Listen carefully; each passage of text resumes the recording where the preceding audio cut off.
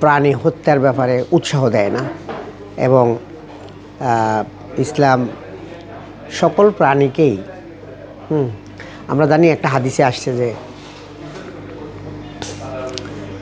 একজন অনৈতিক নারী সে দেখছে যে একটা এরকম কুকুর পানি পিপাসায় খুবই ছটফট করতেছে, তার মোজা ভিজাইয়া কুকুরকে পানি খাওয়াইছে, যে কারণে আল্লাহ খুশি হয়ে নবীর মাধ্যমে খবরটা পৌঁছে গেছে যে সফল কাম। কেমন তাহলে এই জীবের প্রেমের প্রতি কত গুরুত্ব দেওয়া হয়েছে এবং জীবকে ভালোবাসতে আল্লাহ নির্দেশ দিয়েছেন, রাসূলও বলেছেন। আমরা রাসূল সাল্লাল্লাহু আলাইহি ওয়াসাল্লাম বিভিন্ন উদাহরণের মাধ্যমে দেখি যে সৃষ্টিজীবকে সম্মান করতে, ভালোবাসতে। যে কাজটা করেছেন এটা সঠিক করেন না, এটা অনৈতিক কাজ হয়েছে, এটা আমরা সমর্থন করি না।